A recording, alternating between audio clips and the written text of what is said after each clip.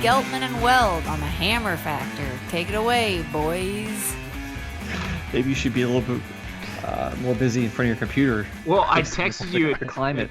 I texted you at 11 o'clock, and I'm like, are we podcasting today? And I get a response like an hour later, and then like demanding responses like within like 15 seconds as to like what I want to do. I'm like, listen, dickhead, if you want me to prepare for this, you should have told me when I asked you an hour ago we were doing this or not. Lewis, wait. Didn't you send out the email? Didn't you send out the invite like yeah, exactly 2 weeks ago or something? Or not? Yeah. Yeah. I want to do some research on that.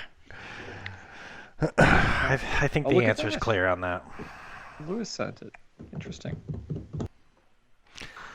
Well, you guys ready to get going? Let's do it. All right. Well, welcome to episode 81 of the Hammer Factor. My name is John Grace, producer here at the show. I'd like to introduce my co-host, Lewis Geltman, policy director for the Outdoor Alliance, and John Weld, co-owner of Immersion Research. We've made it to 81, boys. Spring is here. Tomorrow is April 1st. We've got a stacked show, none other than whitewater legend, true whitewater legend, Eugene Buchanan, coming on the show here in a little bit. And, yeah, just so you know, it's still raining here in the Southeast. Hasn't quit for 3 years. So, well, we're done here. That's it. Is the water on its way out? I mean, you guys had like a solid I'd be 4 to get 6 like a weeks wing this paddle year. right now if you could get a paddle. I actually was about to text you about that this morning. Yeah, right. You gonna get a Sirski soon? What else is there to do? Golf?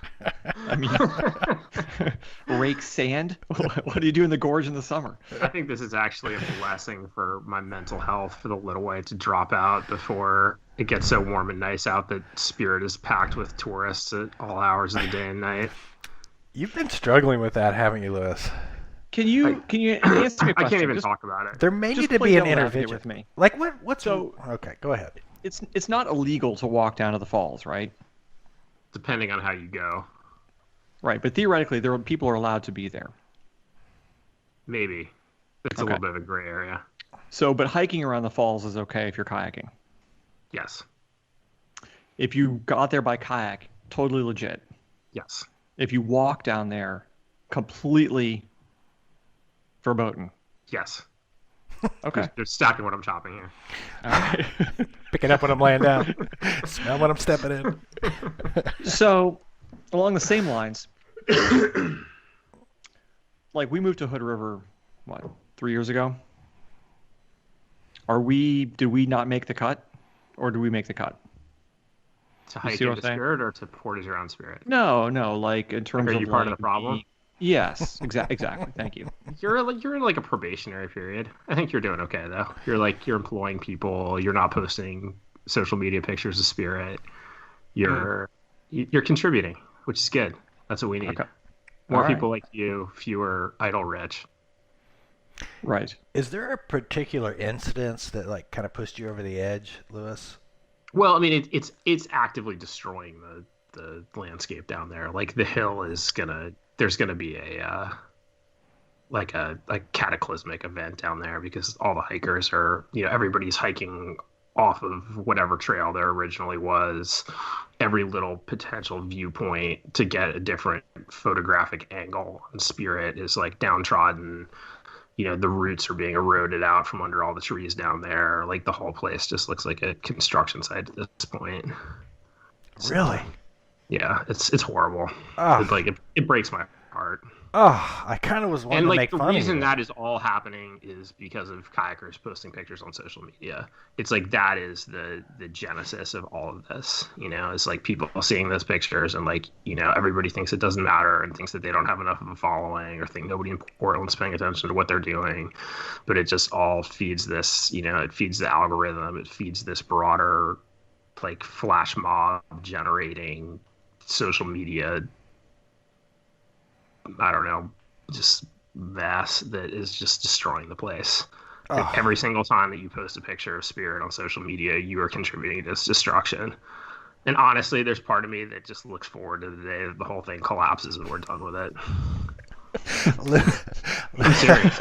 Lewis, it's all bubble gum and lollipops with you today.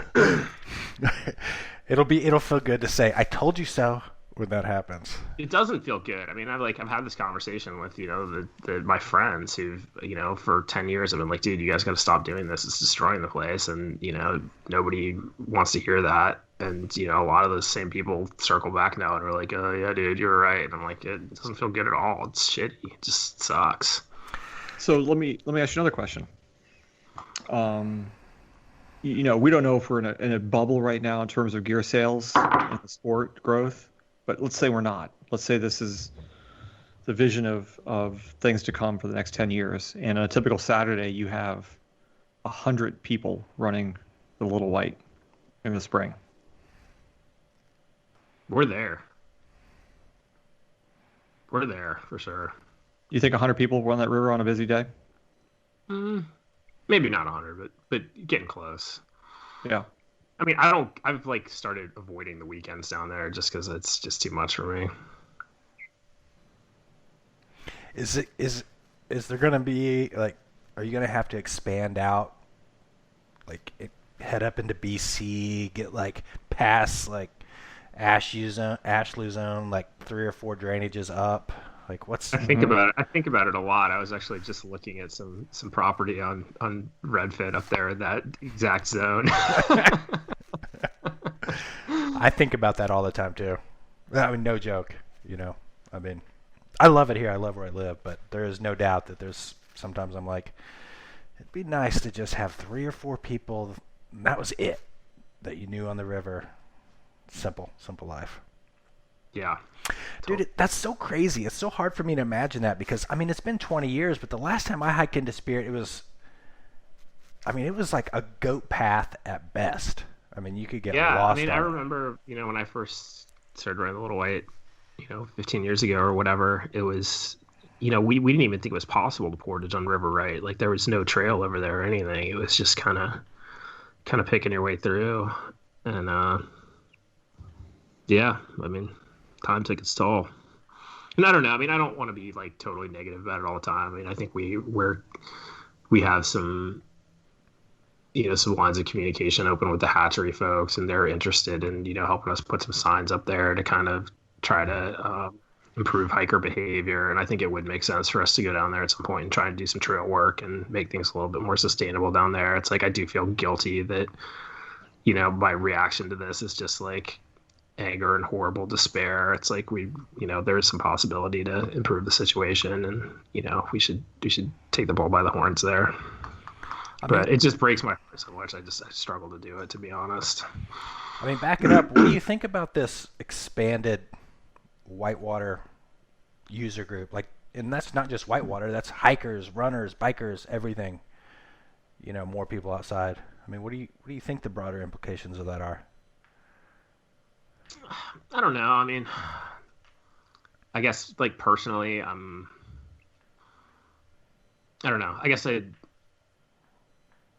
mixed feelings, I mean, I guess I'm somebody who obviously highly values solitude in the outdoors and, a natural experience out there. And I just I don't want to see other people, but at the same time, I mean, I think it's good for those people that they're getting the opportunity to be outside. And, I think we definitely have a problem in this country with equitable access to the outdoors. And if there are people who have historically felt excluded from these opportunities and are getting the chance to go out and experience the outdoors, and, that's good. And I think, Outdoor Alliance and, lots of other organizations and, our partners, we have an opportunity and a responsibility to help those people become advocates for the places that we all care about. So I mean, I guess it's our job to make something positive out of it, whether my personal feelings are unalloyed positivity or not. So I mean, dude, it could be what saves the country, man. Just people getting outside and just unplugging and whatever. Yeah, it couldn't hurt, right? But I will say just from personal observation, it is time to start talking about leave no trace principles and just the way to act Totally. and behave in the outdoors and have like a full re-education process to this new group that's coming out, because Totally. there's a big disconnect there. I don't know. What do you think, Yeah, Weld? totally. And ourselves too, you know. I mean, I think that there's things that we've we've been able to get away with because there's not a ton of people, right? Like, I mean, we had this conversation in the past about, whether it's time on some of these popular whitewater runs to like start packing out poop, It's like, there are runs where people camp at the same places over and over and over again. And it's like, I just saw something on Instagram about NRS handing out, like, putting in a free wag bag station at the put in for the South Fork of the Salmon, right?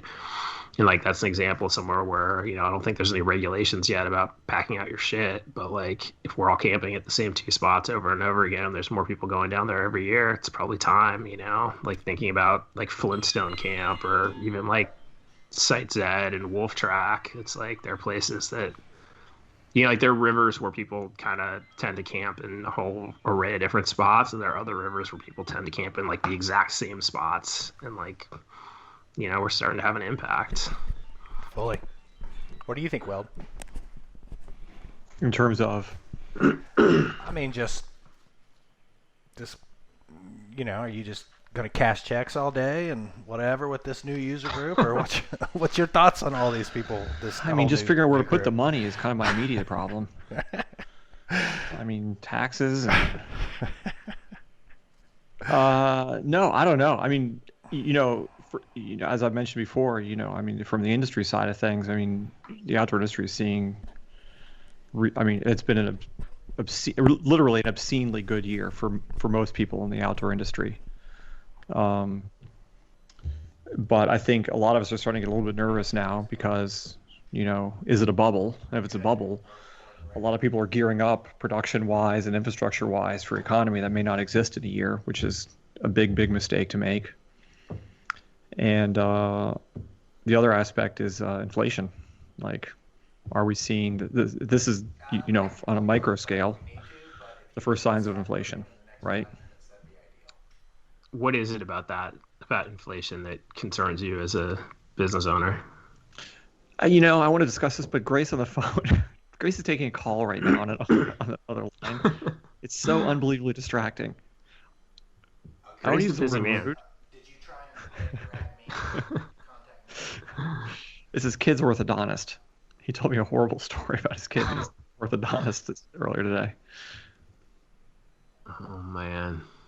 Yeah, I mean, I don't know what is your exposure to inflation? Like, it seems like. Oh, well, look who decided to join us. Sorry, I mean, guys, just borrowing costs. I'm talking to Eugene right now, and I'm trying to get him lined up. Hang on, talking with our guest. You guys got the show. Inflation's when, one of the key things about it. I mean, listen, I know there's people out there who know the economy, and there's been inflation hawks out there for decades. I mean, since the 70s, and more often than not, they're dead wrong, right? People have been warning about inflation forever, and usually it's not the case. However, if there's ever an argument to be made for inflation in this country, it's now. I mean, the demand and the amount of cash floating around and people's, desire to spend money right now is so high, and the supply chain is so limited. I mean, that's when you see inflation, right? Sure. I mean, but again, I mean, what's the problem? Like, what about that concerns you? Well, Like, I think in a borrowing larger economic costs? sense, once again, if this is a bubble, right? Maybe it's a bubble because people just aren't as interested in the outdoor industry as we think they are, right? Or we're looking, like Larry Summers is saying, we're headed for economic ruin, not ruin, but very serious hard time economically the next 5 years because interest rates are so low right now, and if we have inflation, we have to raise interest rates to help combat economic growth. I mean, a small interest rate with the debt load that this country has would be a real problem, right?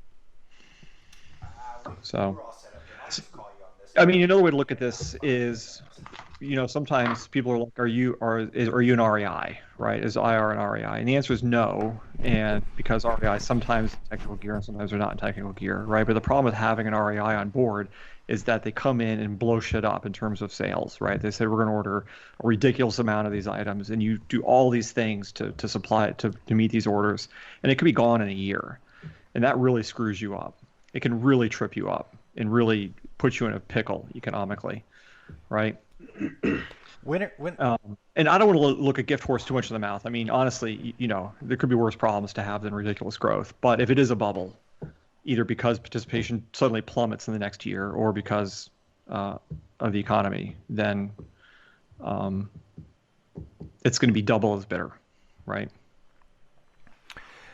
When are you going to have? How are you as far as pricing? Like, what's your thoughts on pricing? Like, for instance, we were just talking about this. I mean, the way, go to the Werner website right now. You can't order a single paddle. There's nothing available. Nothing. Right. Just for instance, and I don't want to pick on Werner. But theoretically, Werner could charge whatever they want for a paddle. They could charge $800 for a paddle, and they probably get it. Right. I mean, it's sort of like housing right now. If you're trying to enter the housing market right now, I mean, there's 7 cash offers on a house right now, and the price is that's inflation. Yeah, right? Exactly. And so I'm wondering when that's going to hit the price of gear, and it's going to be interesting to watch it all play out. I think that. Yeah. I mean, the price, as I've argued, I do think the price of kayaking gear does need to increase, but in a healthy way that's commensurate to the correct market size and the economy of the United States and other things that are involved here, Sorry I missed that. That was Eugene. He's having trouble getting his computer working, so we're probably going to have to patch him by phone, guys, just so you know.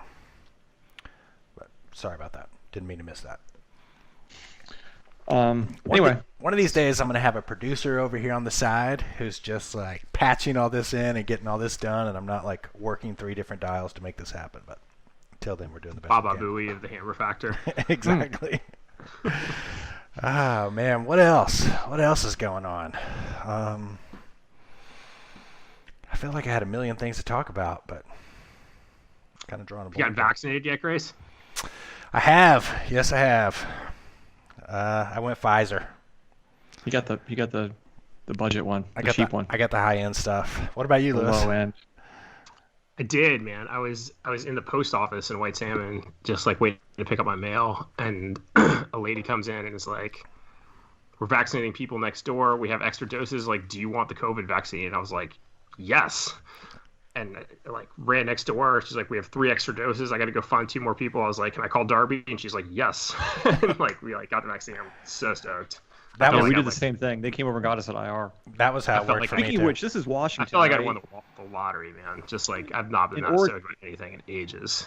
We have our office in Washington where they came over and got us. We got the first round. But here in Oregon, where we live, nothing, nada. Yeah, it's crazy the way that disparity is happening. I want to say something about the vaccines because I joked a lot about it, and it was joking, but I want everybody to know I was never joking about COVID or the seriousness of what's going on. This was a personal joke, particularly between myself and John Weld for calling me a flat earther because I was hesitant about this new vaccine that came out in a year that had never been blah, blah, blah. So just know that was what the joking was about. It was never, it was never. Have you been getting this? I've been getting this like voice in my head that's been telling me to update my Microsoft Office subscription. Have you guys been getting that? I don't know, but I can turn my car on and off by just thinking about it now. It's nuts, dude. Like it doesn't seem much like a side effect, but it just happens. No, dude, I get my second dose tomorrow, Pfizer. So mine is like 2 days before the Little White race, and the lady asked me, like, she's like, "Can you come back on the 15th?" And I was like, I wanted to be like, I don't want to do this right before the Little White race, but I was just like so grateful that I was just like, whatever. Grace, I'm doing the math in my head here, and I'm thinking a month ago is when you got the first shot, right? 20 days ago. which would align almost perfectly with the day that you alleged you were lying about getting the shot, calling yourself a smoker, when in fact the only way to get a shot at your age in North Carolina at that time was by lying about your smoking. Well, this opportunity, similar to the way you guys got yours, came in like 2 days after we recorded that show.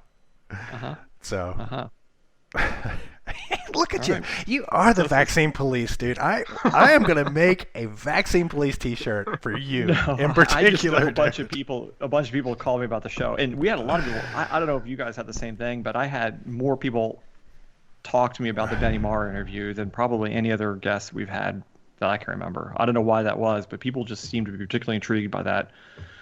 But I also had a lot of people mention they were like, Grace is lying about that, about the not getting the vaccine. What? That's not true. That is totally true. You're making that up. Why would I do that? Anyway, did you guys hear anything about the Benny Maher interview? It was just me. Look, I should talk to Grace because Gelman, you don't really talk to anybody. I did. I had 3 or 4 people bring it up to me. They said we did well, and they said it was a great interview and whatnot. But what's it about Benny that made him? What I got. I mean, granted, there is something different about him from an athlete than most athletes, right? I mean, yeah, I think it has a lot to do with Benny. I mean, he's one of those people that he's magnetic, his personality, But I think a lot of it was his honest discussion about misgivings and the social dynamics and things like that. That I think that, not to brag about the 3 of ours paddling career, but all those things were fresh in our minds so long ago that we kind of take them for granted or something like that. And I think that there's a lot of people that it just resonated. So. Yeah, and Benny's just so thoughtful and articulate about all of it. I feel like I could listen to Benny talk about kayaking pretty much indefinitely. So could my wife, actually. She could actually listen to Benny talk about names in the phone book, probably. Oh, God. All right. Anyway, I don't want to go too far down that. Guys, I don't want to push this too far down.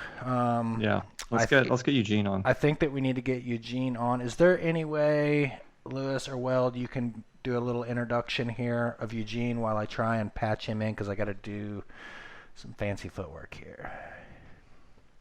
I mean, I feel like Eugene is a paddler from my generation, more so certainly than you guys, because he's been in the industry as long as we have, if not longer. I'll get some clarification on this here momentarily, but I mean, he was around in Steamboat in the heyday of like Paddler Magazine. He was the editor of Paddler Magazine. He must have been there for the beginning of Wave Sport, Bomber Gear. He was a fellow Shipton Tillman grant winner for an expedition in kayaking back in the early 90s, like we were. Yeah, I mean, I don't know. I feel like he's a paddler from my generation in a lot of ways, and I think our careers have a lot of similarities. I'm interested to really see what he has to say about this. So. I'm doing my best. Oh, here. you wrote a book, by the way, too. He's written a couple books, but in preparation for this interview, I reread one of his books, Brothers on the Boschkoss. Have you read that, Gelman? No. Do we have him on yet? Eugene, are you there? Sorry, guys, I'm having to use a phone here to get him in. Okay, here we go. I think we're calling right now. Stand by, Hammer Factor Nation.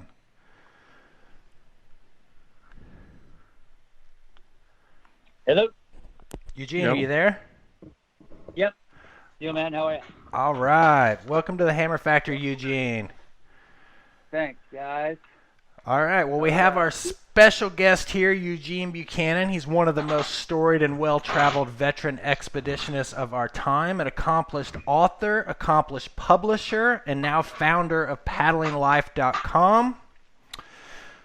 And now a guest on the Hammer Factor. A real feather in your cap. Well, Oh yeah, that's the biggest feather of the whole career, probably right there. So, Eugene, I was just telling Geltman, Yeah. in preparation for this, I reread your Brothers on the Boschkoss book. No. And Thanks for getting through it a second time. Listen, it was really good. And I would advise anyone out there who's interested in a really well-written kayaking book, and there's some garbage out there to be sure, but this is not doesn't fall into that category. It's a great story about kayaking expeditions, kind of the way they used to be in the not so distant past, right? Before the internet and social media and any real beta, and really at a time when the world felt kind of wide open for exploration in a kayak. It doesn't feel quite the same way anymore, but at that time, it just felt like you could travel all over the world and just see the most remote, amazing places for the first time. Certainly, as the first time as a Westerner, like Eugene did on this river. But anyway, well, worth a read. I appreciate you guys giving it a read. And I kind of wish we would have been in kayaks. Actually, we'll probably get into that a little later. We were in homemade rafts. I would have much rather been in my kayak for that thing, which a lot of people have since gone there in kayaks, and it sounds like an awesome kayak run. Yeah, to make a long story short, you guys spent a month on that river, right? And the whole time I'm reading the book, I'm thinking, geez, we could have done this in a couple days in kayaks. Yeah. 30 kilometers, yeah. Right? Yeah, especially the main gorge is like 30 kilometers. That's where the main Class 5 stuff is. And, we were kind of doing it Latvian style, right. Which meant we had to go at their pace, and, the equipment was kind of beat. And that's why the whole time we were wishing we had our kayak. You're very diplomatic about it in the book, but let's take a step back for a second. That book took place in 1992, Yep. right? Yeah.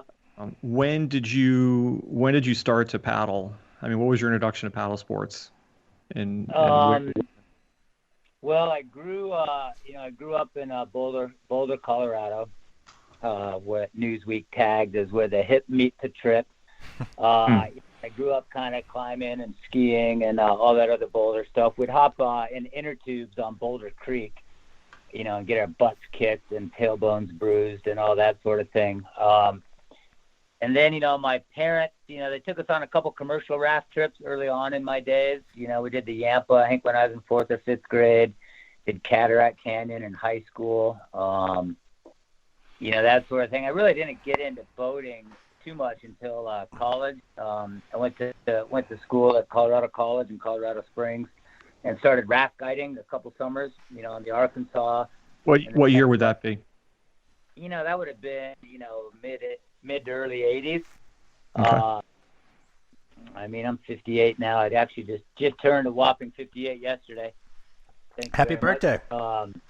Yeah, thanks, man. So, I spent a couple summers raft guiding on the Arkansas, outside of Salida and all, and up in Alaska.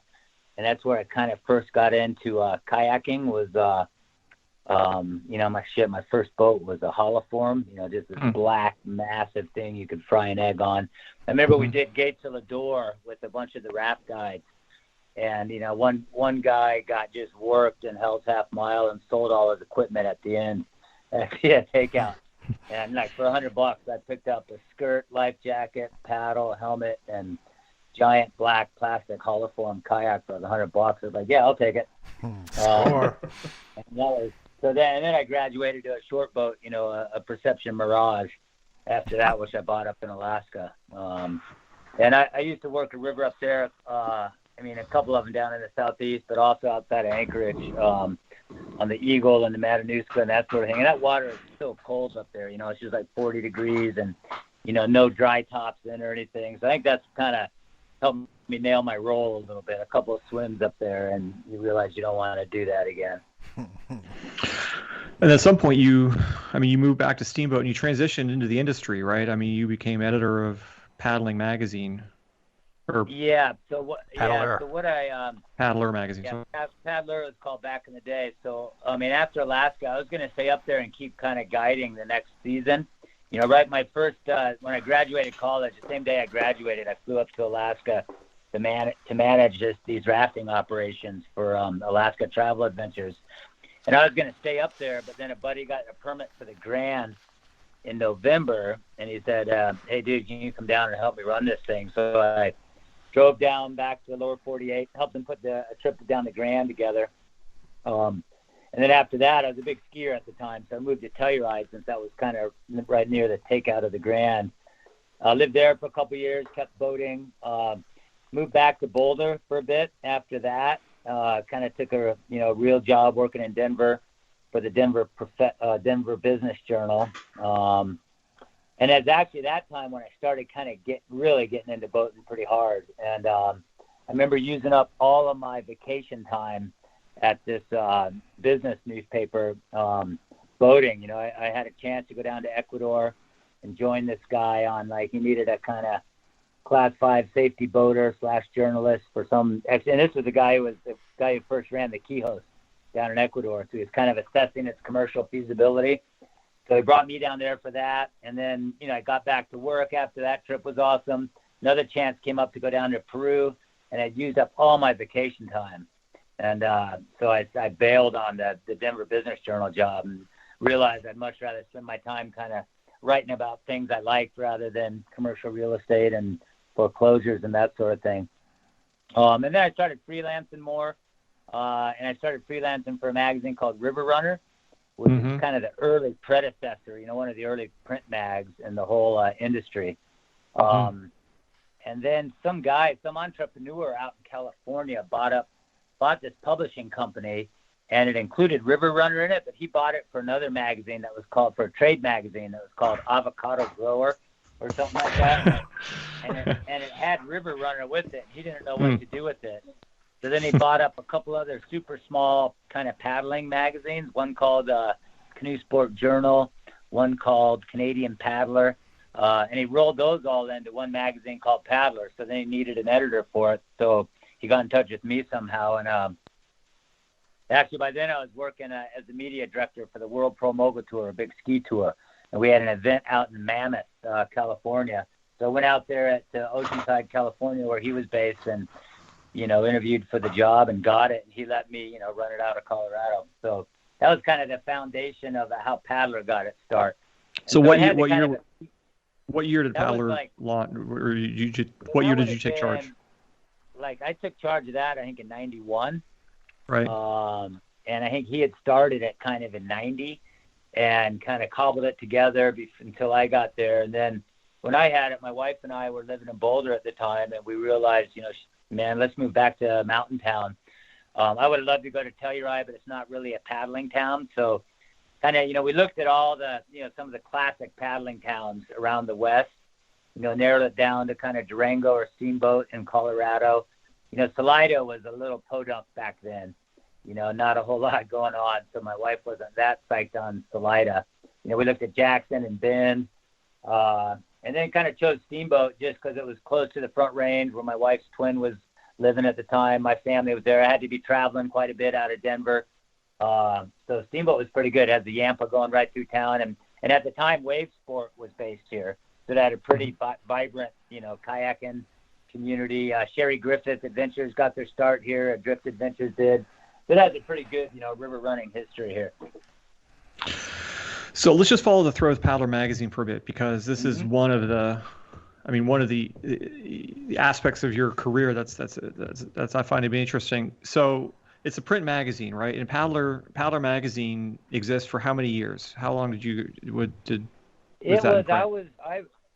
I ran it here for probably 15, 16 years, from 92 to 2007 or 8. Right. This guy's name was Jim Ellis, who bought it initially and started it. And everyone was spread out all over the place. The design was in Boise. The ad sale guy was in San Fran. The publishing office was in Southern Cal, and I was out here. Then he sold it to the American Canoe Association in 97. Right. So then I had a piece of it, and so did the ACA. And then we ran it as kind of it went out as a benefit to their members that whole time. Right. Which is pretty good because they had 30,000 members that all got the magazine, so it was a kind of built-in subscriber base, which was great. Great for the advertising side of things. And then we moved, kind of made Steamboat the main headquarters for it, kind of the publishing offices. So we brought, ad sales in-house, design in-house, and the editorial team in-house here, which worked out great. So I think at our peak, we had probably 9 or 10 employees here. And then, we helped subsidize some of the HCA's operations out in D.C. as well. So let's take a look at like the print media from, say, 2007 to present. I mean, now we have, Scott McGregor and his collection of titles. Obviously, Toon does Kayak Session. Yep. But it's a far cry from what it was maybe in 1999. I mean, when did you see the writing on the wall for a huge shift in print media? Yeah, I mean, that's a really good question. Luckily, when I ran it, you could almost do no wrong. So it's no real, credit or pat on the back to me by any means. It's like, like the windsurfing industry. There used to be, 4 windsurfing magazines back in the late 80s. And then, there's none now. They all fizzled out. It's, back in those days, it was pretty easy to create content for these niche sports because no one was creating their own content yet. Mm-hmm. No one had thought about that. Nowadays you got all these, companies like Patagonia, the North Face, even the endemic ones in paddle sports. The majority of their marketing budgets are going to creating their own content. Paying their ambassadors and athletes to create videos, stories for their own blogs, that sort of thing. They don't really need these third-party, publishing houses or magazines to do it anymore. But I would say, I remember when we got our first website, even for Paddler, that was back in the late 90s or whatever. It's like, whoa, we got a website. I found that was pretty cutting edge back then. Little did you know that would be the beginning of the end. No one knew that. So, and at our heyday, we were busy chasing all the niches too. We came out with a magazine called Kayak for a while. That was more just whitewater based. I remember that. Yeah. Yeah, and that lasted, all of 2 or 3 years or whatever. That was just too small of a market to kind of chase. But then, right around, the internet started taking over. People's ad dollars started going to that instead of print. Then right around then, was the big crash in kind of 08, 09, which really affected people's ad buys for a while. And also another demise of that whole scenario was just the industry consolidation. Because right around then, before Confluence started gobbling up all of its brands, all those companies were separate companies: Perception, Dagger, Wavesport, Wilderness Systems. All those guys would do 2-page double truck ad campaigns with us. Mm-hmm. All of a sudden, you got a company like Confluence buying them, and they're doing one ad for all 7 of those companies, where we used to have 7 spreads. So you combine that industry consolidation with the rise of the internet, with the market crash, and it was kind of easy to see, the writing on the wall for the print industry. There was, one other magazine was out there that I used to, it was real similar to ours, Rock and Ice, and it was run by a guy named Dwayne Raleigh out of Carbondale. And him and I bounced ideas off each other all the time because we were each kind of these independently owned niche magazines in an equally sized market. The climbing industry and paddling industries were pretty similarly sized. And each of us had a main competitor that was owned by a magazine conglomerate. Climbing Magazine was owned by a big company that owned a bunch of other titles, as was our main competitor at the time, Canoe and Kayak Magazine. Right. Which used to be Canoe Magazine.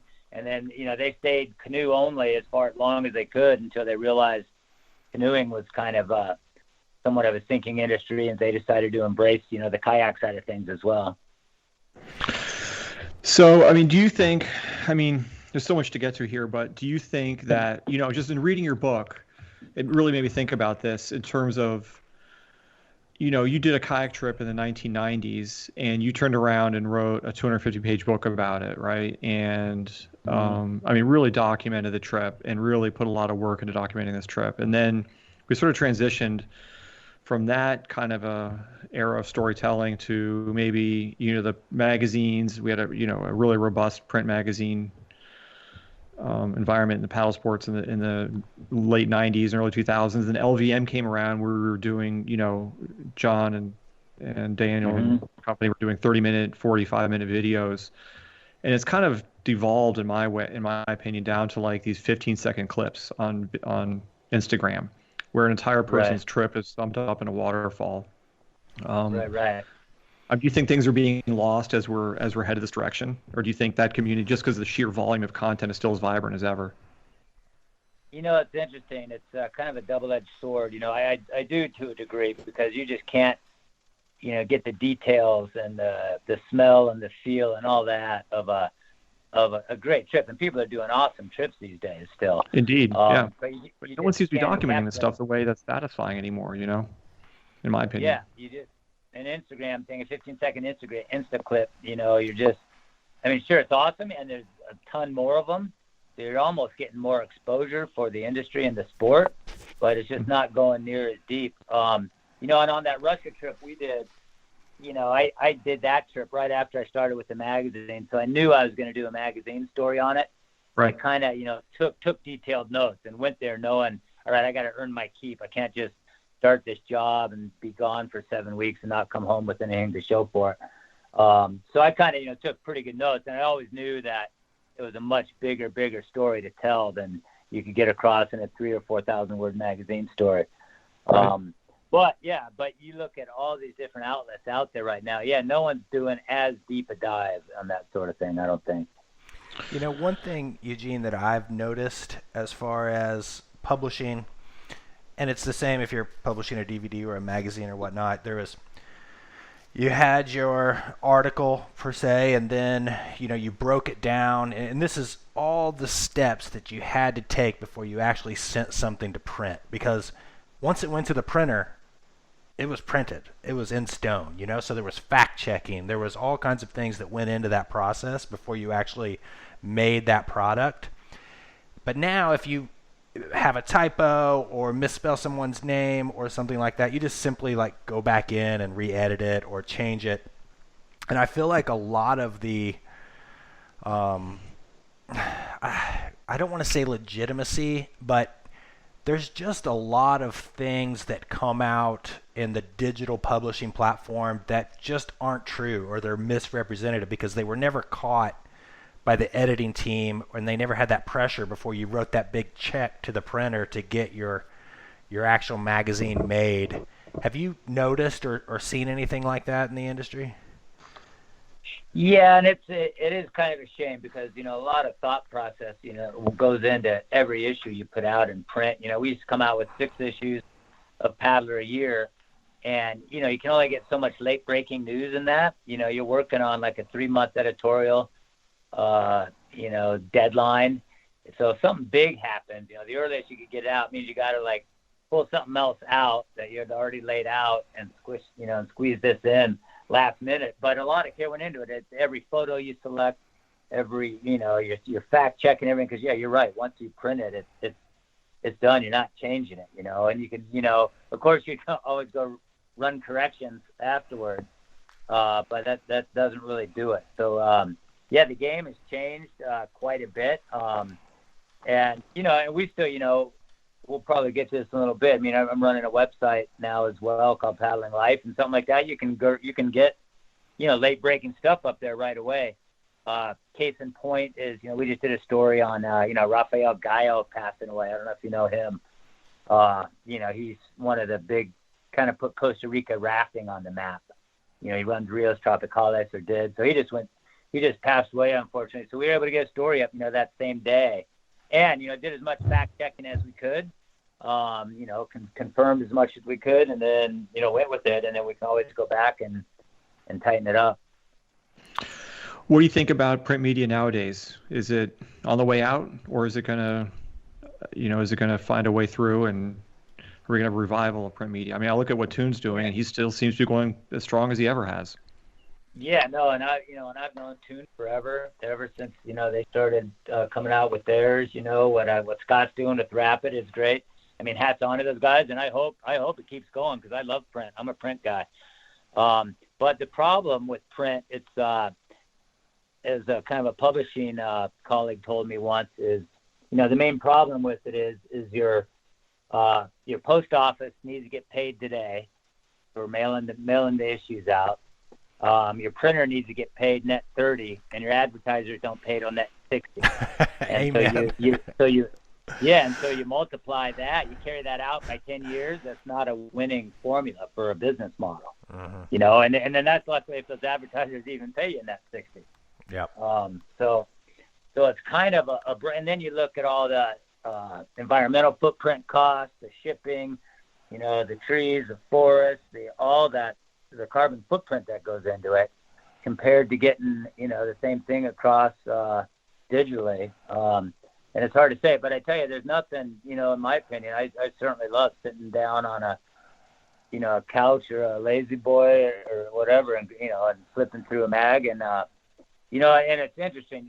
You've probably caught wind of all the recent, you know, media acquisitions that Pocket Outdoor Media has been making out of Boulder. You know, first they picked up, you know, Canoe and Kayak and Surfer and Bike and Powder and all those guys got sold to American Media, you know, which owns Men's Journal.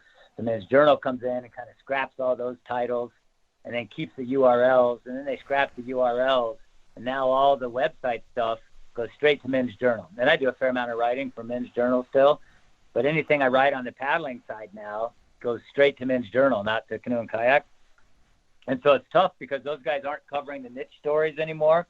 Like, they don't care about, you know, who won the green race or whatever, or, you know, Dane Jackson winning another world freestyle champ or whatever. But the stories you do get on there are now going to Men's Journal's audience, which is massive.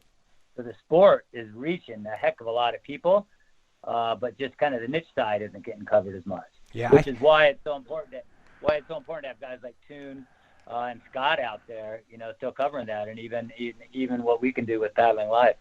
Yeah, there's huge benefits to digital media and the digital platforms as far as delivering content, but two things that I think are negative are, number one, the fact checking and just the work that went into something before it was actually published physically was pretty deep.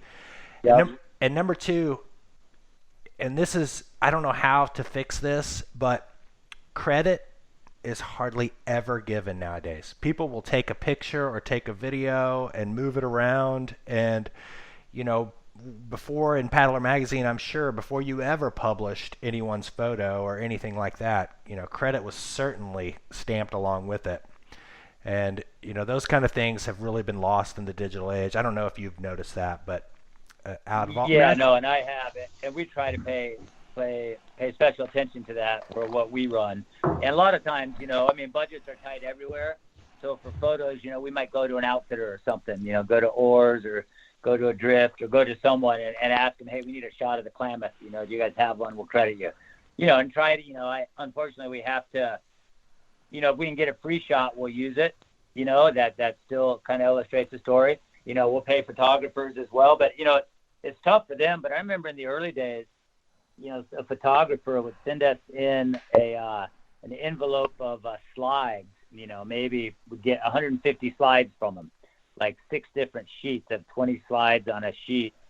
And, you know, each one valued at $1,500 a piece, you know, for loss or damage or anything like that. And we're just like, oh my God, right? You know, here we are. They sent this package to us and they're expecting it to be worth $20,000. You know, we got files of these things, so we're not sure what we're going to use when.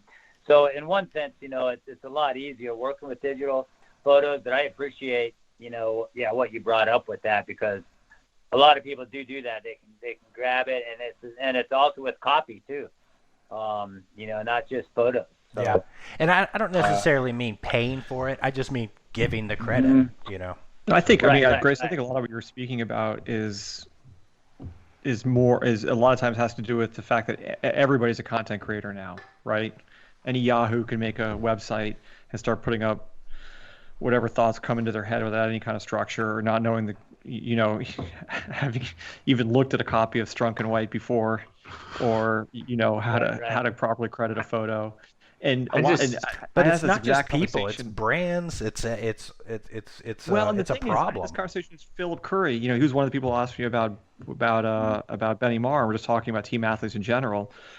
And the general assumption is out there is that your team is going to create content for you. And one of my arguments is that sometimes works, but sometimes your team athletes, creating written content, whatever, is not their strong point. Exactly. Right? But they're under obligation to do this. It's like when and they all push the stuff out, and you're like, oh Jesus, this isn't. Exactly. There's nothing about this working. It's like when blogging came about, and the president of the company would tell the marketing guy, "Hey, we got a blog now. Blog."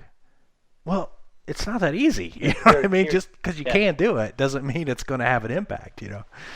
Yeah. Right. Well, and I tell you, and it takes time. I mean, and I come to it from the print side. I love kayaking and paddling, but my career has been writing and editing. I was the editor of the paper in Telluride, worked in Denver for all this stuff, and so I come to it from that background, and I've had a passion for both of them, for both writing and paddling, and so I've kind of, I hope at least, lent that degree of credence to it a little bit, and doing that, and anything we put up on the site, has been through our filters, and that sort of thing. And I try to adhere to that, but it's so quick.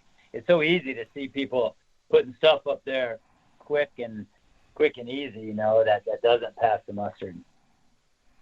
I just can't believe that the hammer factor is bemoaning the demise of fact checking. That's not our usual MO here.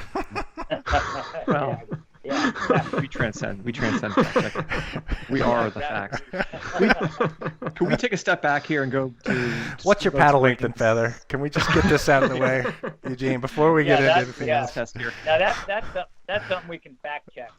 So I paddle. I do use about a 197 Werner bent shaft. I think it's got a 30 on it. I busted my trusty one last year. I broke the blade of it after like 15 years and tried to send it back, even me to get it repaired. Well, thanks for coming on, Eugene. This has been great. Yep, we'll talk to you later, bud. Wrap this up.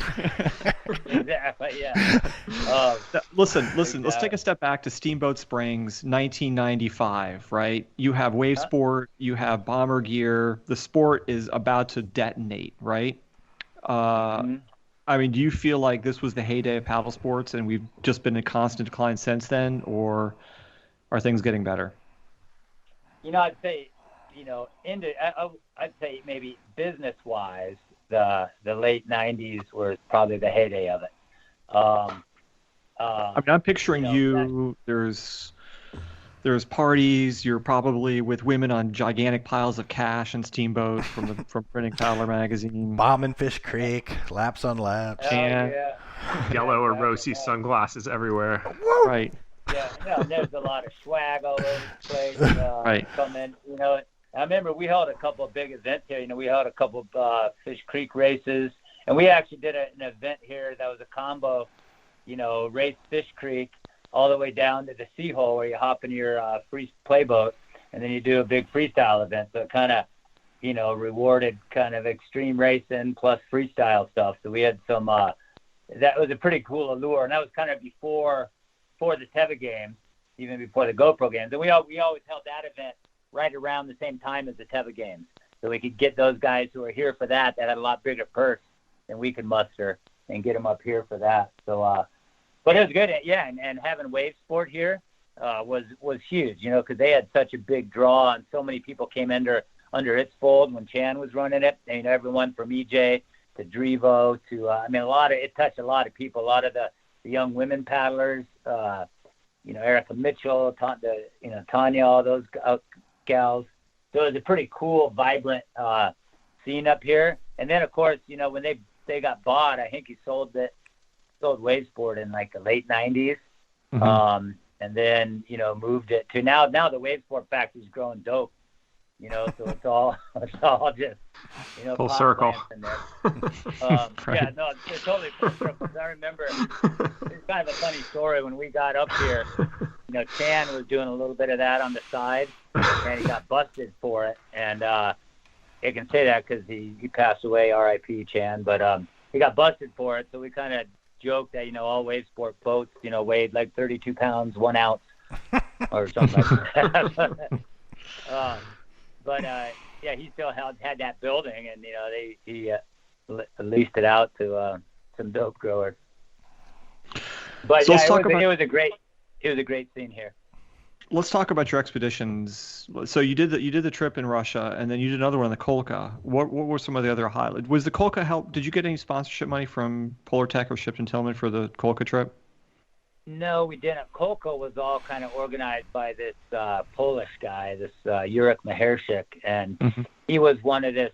And actually, there's a big documentary coming out called "Godspeed Los Polacos." It's coming out this summer, and it got into the Boulder Film Fest and that sort of thing. So that was this group of Polish guys in the late '80s who came out to the States and Central America and did, a 2-year river running rampage, and they ran first ascents on the Pequare, the Usumacinta, the Quijos, all this stuff, and they ended with the Kolka. And on that trip was like Pyotr Chemalinsky, who, he's running the Amazon fame. But the top 15 miles of it had never been done because it's just too steep. It's like it drops 2,800 vert in like 14 miles or something. And so they put in below that section. It's called the Cruz del Condor, that canyon. So I got a call from this guy, Jurek, and he goes, Eugene, we want to go back to Kolka to do a top part of canyon. It's never been done before. It's final feather and cap. You must come down with us. And this was the same guy that actually brought me down to Ecuador all those years before to join him on the Quijos. So, so I decided to kind of join those guys. And then he sent me some pictures of it, and I saw photos of the canyon. I was like, and they were planning on just canyoneering it and, rappelling and hiking along the shore. And I was like, well, hell, I'd rather be in my kayak down there than doing that. So I got him to ship me down a kayak. I think I got in touch with Piranha, and they shipped down a medium burn down there. But then I had the chance to go to the Olympics in Beijing to kind of help the announcers over there. So I called Jurek back and said, I don't think I can go. I got this chance to work for NBC. I got to take that. So he called me back and said, Eugene, we figured it out. We pushed trip back 4 weeks. You fly straight from Beijing, but you must sleep on the plane. So basically I did that. I flew. It's the wackiest pudding I've ever had in my life. I flew from Beijing to San Fran to L.A. to Lima to Arequipa, where some guy picked me up at like 5 a.m. to drive across the Altiplano to the put-in, where ropes were set up for this so ropes are set up for this 200-foot rappel down to the canyon bottom, where these guys have been for 4 days getting the trip together. I literally landed like 5 feet away from my kayak and then put in with these poles to go through this section. So That's badass. I went from Chinese to English to Spanish to Polish, all in like one day, and then put in, and then we encountered this rival team down there that was funded by Chemalinsky, this guy Jurek's kind of rival from their earlier trip way back when, and so we were trying to catch these guys the whole way. And the only reason I wrote that book, Comrades on the Kolka, that one's called, is because I came up with the name of it. I was like, all right, as a sequel to Brothers on the Boschkowitz. I was like, all right, how can you not write that one? You got to write that one. Too good a name. So put that together. That one was a little harder to write. So there's only like a 7-day trip, without ruining the story.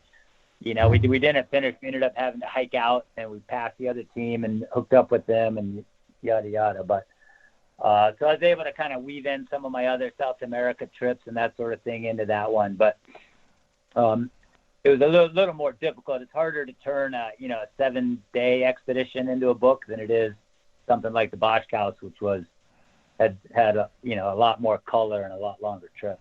One of the most awesome, one of the most awesome aspects. You're about to say this, I bet, is aspect of the book is how hardcore the Russian. That's exactly what I was going to say. Russians are easy to write about.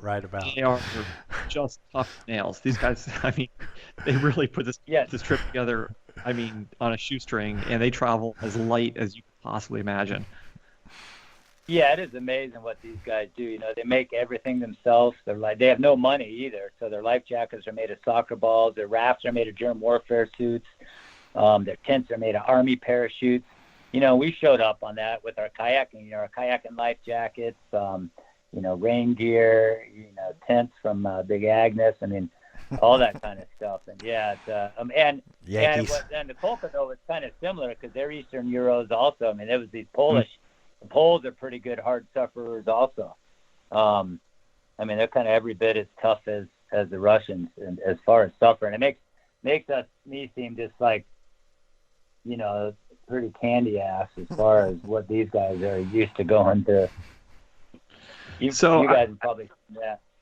I want to ask you a question. This is, if you listen to the show, this is sort of a reoccurring theme for me, but I feel like in terms of hardcore kayak expeditioning, something, or probably exploration in general, something's been lost in the internet era that will never be retrieved again. The idea that you can go someplace and just have no idea where you're going or where you're going to end up. Those days are gone unless you're willfully ignorant. No Google and Earth. As such, no, Right, and I think you guys, if I read correctly in the book, I think you guys referred a lot. You used like tactical pilot charts for your maps, which are notoriously vague. Right. I mean, just big white areas on the map. You're like, well, we think the river is going to go here, but that's as much as you know. And the mountains are thought not to exceed 5,000 feet. That would be your entire beta for that river trip, right? Yeah, it was really hard to get and we won the grant. We won the Shipton Tillman grant for a river that we had heard about from someone called the Kalar, and and then we got out there, and these Russians said, no, you guys don't want to go there. Come with us on Rio River, and there was just no information at all. Right. And it turned out the river we had shot for was a mosquito-infested bog. They're like, hey, there's a reason nobody goes there. Because it's just, a nightmare. Now it's like so easy. You look at what guys are doing these days, like Stewksbury and, Evan and all those guys, you can go kind of get a lot of beta on, what it's like. And even when we did that Akolka trip, we knew the thing dropped, 2,800 vert, but we weren't quite sure just when and where that vert was going to show up. Now you can pinpoint that a heck of a lot easier. Oh yeah, you can tell which side of the river you need to scout on and what your portage options are and escape routes and call if you need help, right? Just get a sat phone and get someone to come get you eventually, right? Yeah, exactly. Yeah, that's amazing. How did you fund all these trips, Eugene? Yeah, that's a very good question. I mean, I was lucky because I've been in the media side of things, so that always helps. You're able to work with a tourism board or an airline. And, like on that Russia trip, we got the grant from Gore-Tex for it. But then once you get that, you can parlay that. You get pretty good at crafting your sponsorship pitch. So we got, Finn Air to fly us over there, on the airline side. For a while when I was running the magazine, I was kind of lucky because my wife worked for the airline, so we could get cheap tickets. And once we got over to a place, whether it was Africa or Chile or wherever, you could hook up with local boaters or an outfitter, to get your equipment and that sort of thing, and get some shuttle help and that sort of thing. Like I did a trip down to Australia and then the Franklin River in Tasmania, where it was at the time at least, it was relatively easy to get those tourism boards on board with you coming there to do a story in a U.S. magazine, because they didn't have any other ways to reach that market. And if I could get there and then, have kind of a guaranteed story for them, then most of them were more than willing to kind of help lend support.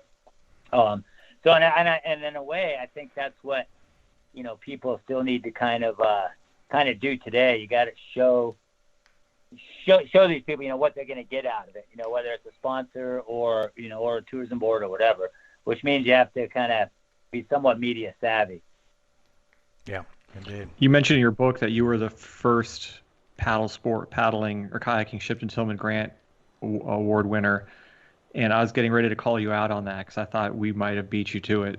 So I had to go to AW American Whitewater and look it up, because I remember writing an article for AW about it, and turns out you were right. We got it the next year.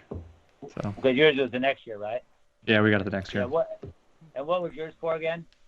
We went to we crossed Baffin Island with that one. Oh, right. Yeah. And then a couple years later, we did the same thing in Borneo. Mm-hmm. With Shipton again, or the Shipton Tillman, or?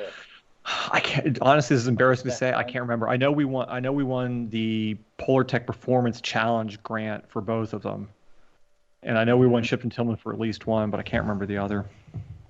Right. I think Mark Rubrant, wasn't he the character who from Gore-Tex used to run that grant? Yeah. Yep. and I'm pretty sure that grant is still going. Oh, wow. But I'm not sure. But for people that are other trying to get out and do similar things, there's a fair amount of grants still out there. That people can go after, and there's this guy, Jeff Blumenfeld. He's a member of the Explorers Club also. He wrote a book on, how to get sponsored. So it's not a bad, if someone's out there looking for, like, how can I get some funding for, I got this great idea, that's not a bad avenue to go through. He's got some pretty good ideas in there as well.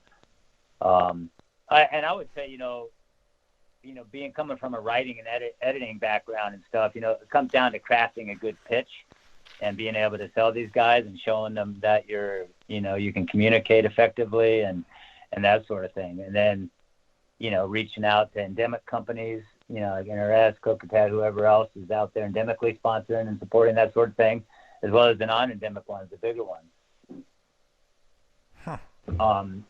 What's interesting too is a lot of supporting a beneficiary is always a pretty good angle as well. You get a lot of these people traversing Canada in a canoe or whatever, raising awareness for something or giving it to a certain nonprofit. That goes a long way as well.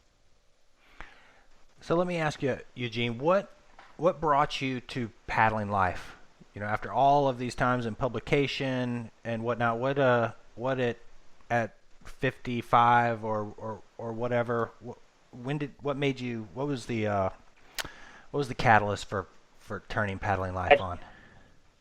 I think the main catalyst was I knew I was leaving Paddler around probably 07 or so. It just the ownership situation. Well, I'd been there a long time running it. The ACA was talking about moving us back to Washington, D.C., and I wasn't going to do that. And it was the way the business model worked, it wasn't really leading to dividends for me as a co-owner. So I was, when I left Paddler, I kind of decided, and that's, when, the websites were starting to come of age and that sort of thing. So I said, well, I'll just keep this going with the web as a way to stay in the game, I think, keep my foot in the door of the paddling industry and writing on that sort of thing. I've been running the magazine division for the paper up here more or less ever since, and running, Paddling Life on the side. So it's just kind of a way to keep my foot in the door of the paddling industry and I mean, I love reporting about what people are doing in the paddle sports world. I did keep writing quite a bit for Canoe and Kayak and some of those guys. A lot of my editors went on to go work over there, while that was still going on. And then SUP Magazine, they started and we're doing that, which is interesting. You look at the whole SUP craze these days, and that's definitely cutting into, I think, the kayaking, the number of participants of kayakers these days as well. And it's interesting. I look out on our local river here, the Yampa. You don't see as many, unfortunately, kayakers out there as you used to, but you do see a heck of a lot of suppers. So, but anyway, that's just Colorado. Yeah, exactly. Yeah, you guys. Out there, you guys probably seen as many kayakers as you used to. Oh yeah, more and more. More and more. Yeah, you're right. Maybe it's a Colorado thing. Yeah, stopping on a river, definitely Colorado. That's a weird connection between income and spare time and outdoor activities. And the abundance of play parks. A subboard's fun on a play park. Yeah, that's true. And play parks are pretty darn fun in a SUP. Yeah. Or a surfboard.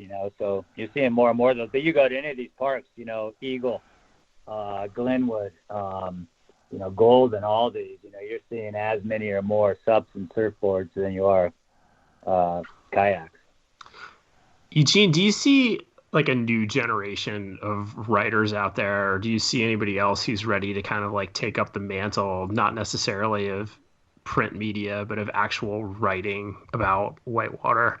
It seems like there's so much that's changed, like just what content looks like, and obviously the athletes in our sport are much more focused around the video aspect of it. But it seems like even absent print, there's still a space for a well-told story, and I wonder if there's anybody ready to dive in on that at all, or if you see that, or any advice you'd have for people who are ready to, who are intrigued by that. Yeah, that's a very good question. I mean, unfortunately, probably not as much as we used to. I mean, there's still. I mean, I have two girls. They're both kind of college age now. One's a freshman and one's a senior. And you see people like that, and they're most of today's youth, I think, is chasing more lucrative career paths. And as we all know, writing and then writing about paddling probably isn't the most lucrative career choice you could ever make. But journalism, a lot of people are still going to J school, and doing that. And there's still a lot of outlets out there. I mean, even though there might not be as many print ones, I mean, for websites, you look at all these different news sites and all that, and there's still a huge need for content. So, I think there's room for people to keep, paddling and other niche, outdoor sports, in their mix, and maybe they're doing something else as well. But, and anymore, what's interesting too is anymore you hear, I mean, so many people from the editorial side have switched over to the PR roles, and they're just because it's a more steady paycheck, you're kind of not writing as much as what you want to be writing about per se, but it's it's definitely a bigger market for that sort of thing. I mean, I don't know how many writers I know have kind of switched fields like that. I don't know, if you went to college, like my kids are at some point going to be going to college here, and look at the price tag for college, and if they told me they're going to study English like I did, I'd be like, oh Jesus, that's a lot of money for an English degree. And I fancied myself a writer in high school, but I didn't really learn to write till I got in college, Mm-hmm. Right. It's such a lost art, I mean, it's like at the same time, I mean, just thinking about, the work that I do and just like the people in my orbit, and it's like, if you can't write well, you're worthless, and it's right. Like at the same time, there's so many people who just don't pick up that jobs. skill anymore, Yeah. I mean, can you write a product description for me, in a paragraph that's well written and makes sense? Yeah, and I think writing is a skill that's applicable to any of these jobs today's kids are going to find themselves in. And both of my kids, my oldest daughter Brooke, we got her. I worked out a deal with Knowles once to send her on her Knowles trip, and got her to kind of write 4 blogs while she was there. We wrote something on the website on it as well. And, so kind of force her hand at that sort of thing. And yeah, I think writing is a skill that all these kids should use. And like you, I didn't really pick up the craft really until college as well. At CC, as a liberal arts school. So, I majored in business econ, but, did a fair number of English classes there and that sort of thing. And, I remember my final class, or one of my classes was called Western Writers or something like that. And we could either take a final or write a short story, for our final grade. And I was like, hell, I'm going to write a short story. That sounds a lot easier, So hard to think. Well, I don't know. Good question. Yeah, if you look at the emails we get to Hammer Factor, it doesn't look good. When you read through them. They're tad rambling. The percentage of listeners who are getting John Weld's Drunk and White references is declining quarter over quarter. Eugene, I know Elements of style, boys and girls. Eugene, I know you had something that you had to get to this afternoon, but what's next for you? What's next for Eugene? Yeah, that's a good question. This past year was, as we all know, was kind of an eye-opener for all of us. I actually had a great year this past year. Just stayed closer to home. But for me, that's awesome because I did more trips on Cross Mountain than I've done. I took my daughters rafting down it. I hit Gore more than usual, local runs. We went and did this river called the White, which is kind of by Rangeley, Colorado. And it's, this huge, massive canyon that dumps into the green. It's just class 1, 2, but it was a 45-minute float or 45-mile float, 3 days, and just 2 hours away from our house. And I was like, we got in there, and I was like, oh my God, how long has this been here? This canyon, millions of years. But it forces you to kind of look locally. I did have a lot of stuff that was canceled last year on me. I had a great lineup last spring and summer of trips. I was going to take my daughter down to do the Apurimac down in Peru. I had a sea kayak trip in Iceland lined up. So that stuff got canceled. And I've been in conversation to try to resurrect some of those, but it still might be a little premature. I'm not thinking the Peru thing's going to work. Iceland is still, getting in there is pretty tough. So keeping those on the back burner, trying to, keep my time free enough that, it's almost like the later you can plan things, the better. It's really hard to plan something 5 months out, It seems like late planning is the only option right now. Yeah, exactly. Hey, it's open. And also, everyone out here got hosed on permits this year because, so many cancellations from last year went back to the same people for this year. So there's only half as many permits available with even more people applying for them. So I don't really know anybody in my whole network here of people who got permits for any river. Last year I did go do the South Fork salmon for the first time up in Idaho, and that was just such an awesome trip and area up there. So I'm hoping on this hut trip I was just on, I just got back from one of my boating buddies is saying, dude, man, let's go up there and do that thing this year. So I might try to get back up there and maybe pick up a cancellation for the Middle Fork, something like that. So not planning anything too big, but hopefully some good stuff. On the water out here this year is, I think we're like 85% of average or something right now across the state, which isn't bad. I mean, I always say 90 is the new 100. So if you're 85, you're a decent year. And at least we know where we are in steamboats, our average is pretty big. So if we're 90%ish of that, then it's not a bad year. But I'm looking out my window right now, and it's bluebird and melting. People are already going to cross this year, which is, it's the Yampa's starting to run a little bit. So hard to say. So hoping to resurrect some of those trips and then, get up north when I can. Was there anything else you'd like to add before we let you go here, Eugene? Sorry, I love what you guys are doing there, man. Thanks so much for having me on the trip. One thing I think you did bring up earlier was, the whole trade show issue. So it'll be interesting this summer, the big gear show, Darren and Sutton and those guys are running that out of Deer Valley this summer. So hope I'm going to make it out to that, and that should be hopefully a good time to see people again, because it's, as you guys all know, I mean, it's such a tight-knit community we're all in, and, everybody who's in it, I just, love and appreciate and all that. So it would be great to get out there and see some industry folks again, hopefully in a setting. And that's, it's all outdoors. So I think they got a good thing going for them for that. And who knows if, the in-person big indoor shows is going to be still the rage that it has been in the past or not. Yeah.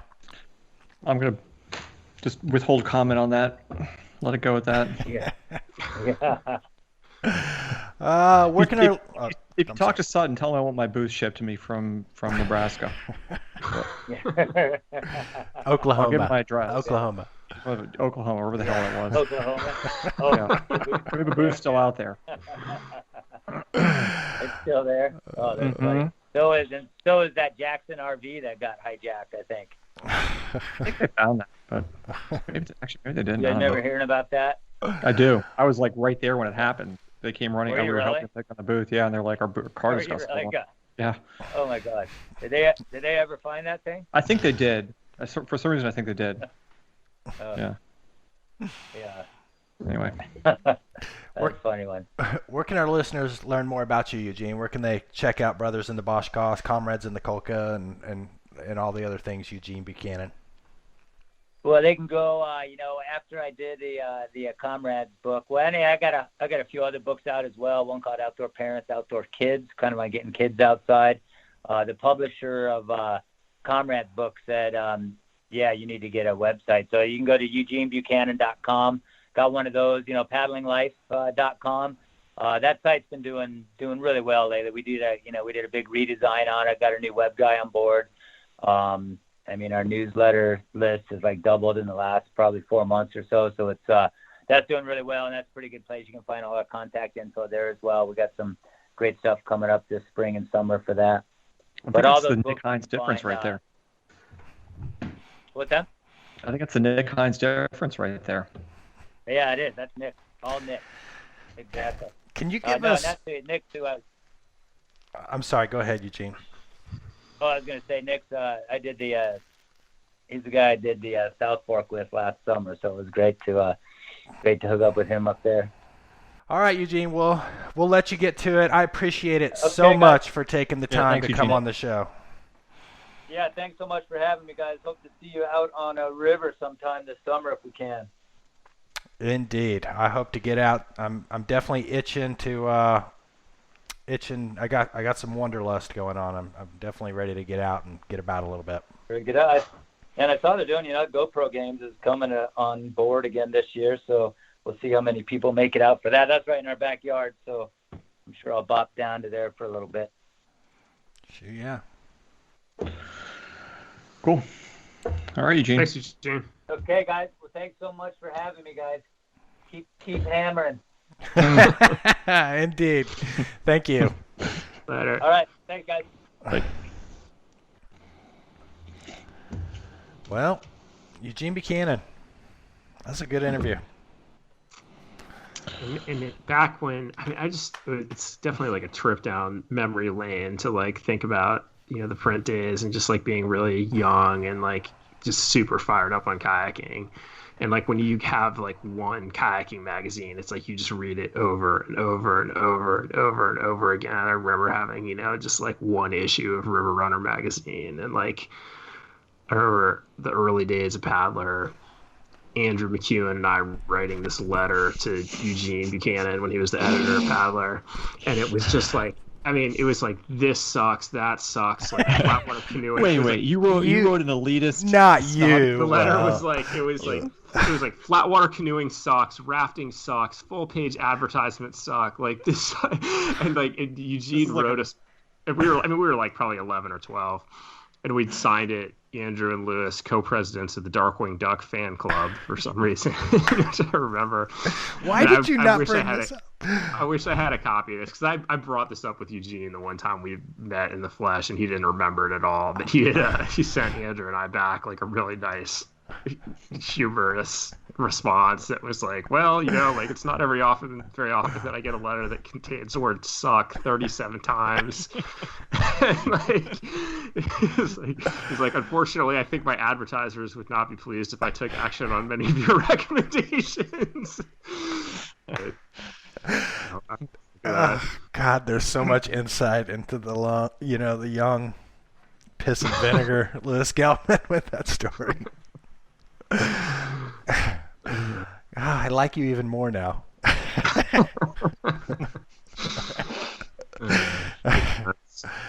Oh, boys. Well, I haven't even looked at the Trello board, but I feel like it's due time to get into some listener mail.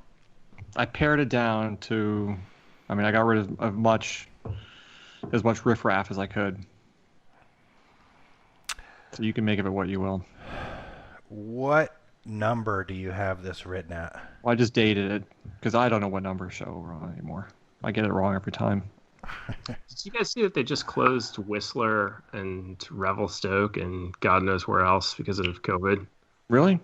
Yeah, I feel like that bodes ill for summer travel to Canada. I didn't see that. Yeah, they just closed them. Like they ended the season at Whistler Blackcomb, and it sounds like there's a bit of an outbreak up there. But did they? Well, I don't know. Keep my mouth shut.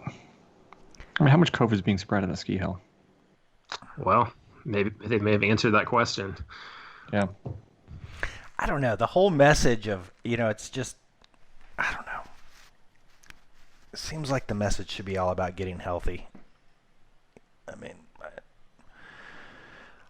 It could be something to do with the local area and whatnot as well. I don't know. Who knows? Ski lodges, maybe. Okay, here we are. So you've got this labeled as May 31st, 2021, That's right. which is Yes. several I know. months. I gave up on the. I mean, that's not even. Yeah, anyway.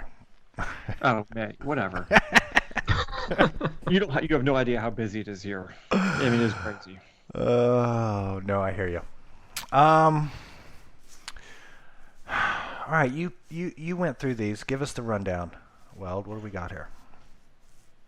We have the usual cast of characters.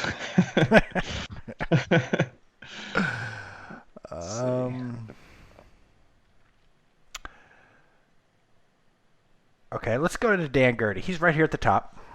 This comes at us from Dan Gertie. As the foremost voices in all things kayak culture, the whitewater community needs a definitive ruling from you guys on proper protocol. Went snowboarding at Timberline, West Virginia last week. While walking through the parking lot, I saw a Forerunner with IR and American Whitewater stickers and kayak stackers on the roof. I wanted to acknowledge the guy, but a simple wave wouldn't acknowledge our shared love for kayaking and would probably make the recipient think, why is this kook waving at me? With our whitewater community being relatively small, I feel like we need a way to acknowledge each other off the river. Is the brown claw the acceptable greeting, or is there a more clear signal? Please settle this with a little bit of uncertainty. I think the brown claw has just the right amount of irony to pass. It's ready to come back. Yeah, and I think if you scream like LVM, brother, while you're clawing, I think that probably makes it super real. Me and my buddy Nico were down in California one time, and Nico was trying to hitchhike the Loves Falls section of the South Fork American. So he's out on the side of like Highway 50, and we'd left our boats down the hill, and it was hot. So Nico was just wearing board shorts, and he's trying to hitchhike. And somebody drives by with a boat on the roof, doesn't stop, and Nico gives him the brown claw, and the guy like J turns. Yeah, like there was like he said there was he was like trying to get this guy right at the like a flagging station. So the guy went all the way through a one-way section of the road, turned around, waited in line again, came back through the one-way construction zone, and picked up Nico because he gave him the brown claw. Right. I think that's that. I'll third the brown claw.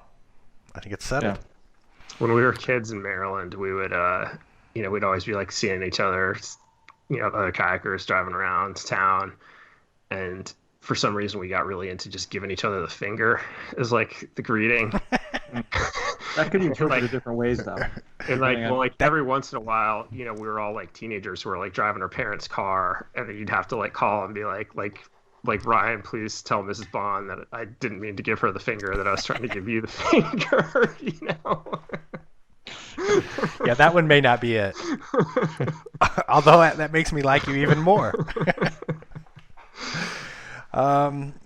Next email comes from Antoinette. She says, hey fellas, I hope you're doing well. I have a question. I have to create a bio for Paddling Magazine where I'm a new contributing writer. I'm trying to figure out the best way to say I'll be appearing on the Hammer Factor again.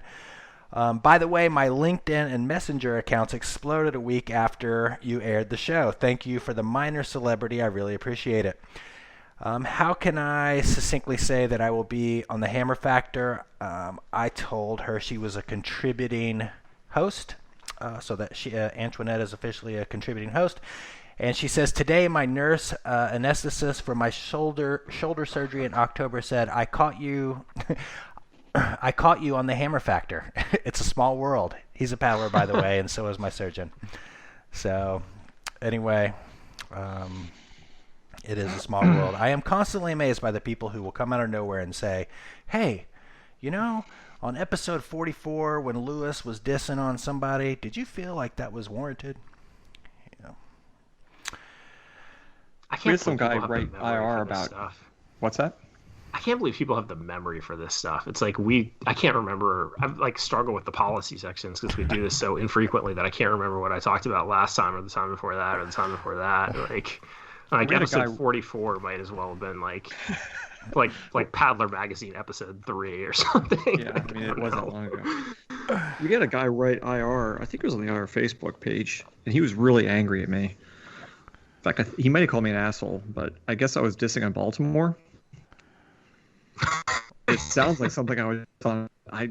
I was at a loss to remember exactly how I was dissing on Baltimore. I remember that. It definitely made me cringe a little bit. Oh, really? I'm sorry, Baltimore. And Baltimore guy. I went to school in Baltimore. Jason Cathers comes in. He says, hello, three wise men. He mentions that Soul makes a 9-foot boat and sends a YouTube link. I'll include this in the show notes. And he continues to talk about different designs, and he basically gives praise to Corn Addison. And then he talks about if you want to interview one of our local paddlers, Caleb, and I'm going to mispronounce his last name here, Brosu. He is a Class 5 paddler who is paralyzed. He also won a medal in the Super G sit ski at the Sochi Paralympics. He is a huge inspiration, paddles a ton in all aspects of the sports. One of the main driving forces in helping new paddlers get in the water, and is just a great guy. I really like that. We should put that on the show notes. It's cool. I have a buddy out here who's also a sick Class 5 kayaker, paralyzed from the waist down, who was also went to the Paralympics in Nordic skiing. I know that cat. He came into our store. Yeah, Greg Mallory. Yeah, he's yeah. awesome, dude. The problem with Corin, right? I mean, Corin, in my opinion, is one of the most important innovators in our sport, right? But his boats are usually, have such narrow bandwidth. You know what I mean? I mean, they're just not popular boats. It's like he takes some huge step forward, but then the concept never gets polished, and somebody else sees what he did, copies it, and actually refines it into something that's much more usable. That's right. I get the feeling like he has these ideas and he just loses interest in them after sort of getting, or it's there's just no scientific method, and it's I'm going to try all 5 of my new ideas in this new boat, and one of those ideas is a winner and 4 of them are terrible, and you can't tell why the boat's doing what it's doing. Right. I think the Fury, right? Like the flat bottom boat, great idea. Yeah. Like side cut in the kayak, not a good idea. Right. Right, but the Fury was the first flat water whitewater boat, right? Dude, I watched Richard Oldenquist make that Fury look so good. Yeah. Then I sat in one and I was like, nope, not for me. Yeah. I think you're right on the first point. I paddled that 303 at least once, and it didn't really speak to me. I mean, that's the thing, right? I mean, he makes these works of art that are conceptually. It was one of the ones that was one of the composite boats built in China, and it was construction was appalling, just appalling. Yeah, there's that too. No, I think you guys hit it on the head. I've never really thought about it like that, but he takes a concept and is so spastic and excited about making this thing, it never actually gets to the point, the incremental changes where it works. But there's a brilliance to it too, for sure. Yeah. There's something there, but yeah, I mean, being a brilliant, having brilliant insights into paddle sports is not the same thing as running a successful boat company. They're not really. That's an ingredient in that, but not by any means finished business. or even making a boat that you want to paddle. Right. There's so much boring iterations and detail work and infrastructure and all sorts of nonsense that goes into getting that boat to a really good product. I don't think Corin's that engaged in. That's mine. Probably. We had Corin on the show, didn't we? Years ago. Yeah. It was great. It's interesting. I wonder if now. I feel like one of the things that's cool about what he's doing now is it sort of does create the opportunity to refine and iterate. If you can, it's he's basically selling prototypes constantly. So exactly. Never underestimate how smart he is in terms of boat design. In terms of boat concepts, right? He's just very free thinking. There is no box for him. This comes at us from Miko Taylor. He says, Dear Grace, Geltman, and Weld, I'm writing simply to thank you for doing the Hammer Factor podcast and to encourage you to keep them coming. I was introduced to your podcast this past summer, and have been working my way backwards through the episodes ever since. 2020 has been a difficult year for so many people. For me, it brought the end of my marriage and everything that goes along with that, all of which had to be navigated during the pandemic. Despite all the difficult things I've been working through, my year has been positive in so many ways. One of the most significant developments for me has been my return to the river. I was an avid, hardcore Class 3-4 boater for many years before I met my now ex-husband. He was not a kayaker, and so I stopped altogether. For 8 years, my kayaks gathered dust in the garage, and yet I never sold them or got rid of them or any of my gear. Maybe I just knew deep down I would have to make paddling part of my life again at some point. This summer I got back on the water and all the joy came rushing back to me. It almost felt like I had never left. It felt like home. Your podcast has kept me company through many days this fall and winter. I've learned a lot by listening to your discussions, and it has kept me stoked to get back on the water as soon as the ice melts here. I'm in Ottawa. I even have my brand new spanking whitewater journal ready to go. Thanks again. You guys are great. Miko. Man, thank you so much for that. Come on. You know, that's a nice message. I mean, and this story is being replicated, right? I mean, across the entire industry. Oh, yeah, for sure. I mean, not her exact story, but how many people do you know that have got COVID divorces? Anyone? Sounds awful. No. Where do we go from here, guys? Corn wants to know about the biggest bores besides us.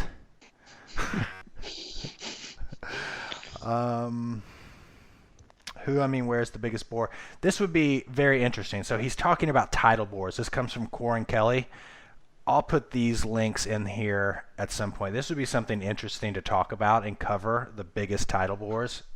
Isn't it up in like Halifax or Nova Scotia? Don't they have a huge one there? Oh, they've got them all over in like the Aleutian Islands. You know, there's several places. I had never heard of this huge one in Australia, but this thing looks insane.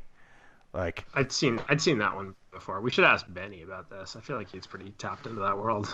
Yeah. And anyway, tidal bore, Skookumchuck is a tidal bore. It's where the tide takes the water in and out of a huge inlet or bay, and it gets squeezed through a small area on its way in and out, creating rapids for a short time. Amazing amounts of volumes, bigger than any river, float through these things. I'll put this link in the show notes, but the whirlpools and whatnot on these two clips are mind-blowing. We do need to do something on that, for sure. Bobby hates GoPros. This one comes up scratching me right where I itch. Yeah, let's go ahead right here. This comes at us from Bobby. No last name here on Bobby. Can you address the growing trend of entire crews bombing down the river, yet taking the time to talk to their GoPros between each rapid? Personally, I think that's pretty lame.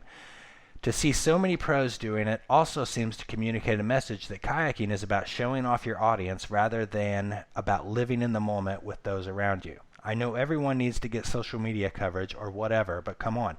Can we please keep kayaking focused on the actual kayaking and not the kayaker? These rivers that we have the privilege to experience are disrespected when used as content for a vlog. This is Lewis. You wrote this. I know you did. About it, sometimes when I'm feeling particularly negative about it, I think about Andrew's positive take on it, which is when GoPros first became a thing. He's like, I think this is great because I don't have to stop and wait for people getting out and filming at rapids anymore. Not only that, you can see who the douchebags are, right? I mean, they shy of like wearing a T-shirt that says I'm a douchebag. You can. They just announce themselves, right?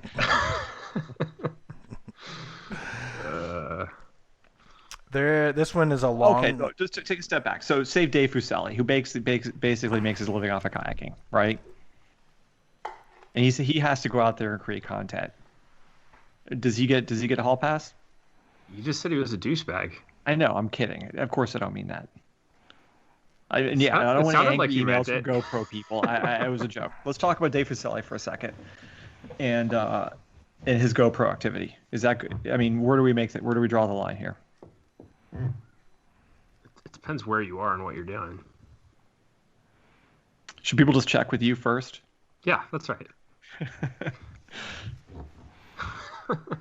I don't know. I do agree. Like, it's for me, it's not even stopping at the river. I'm like, people can't do anything without taking pictures now, right? They can't even enjoy the simplest things without bringing their cameras out.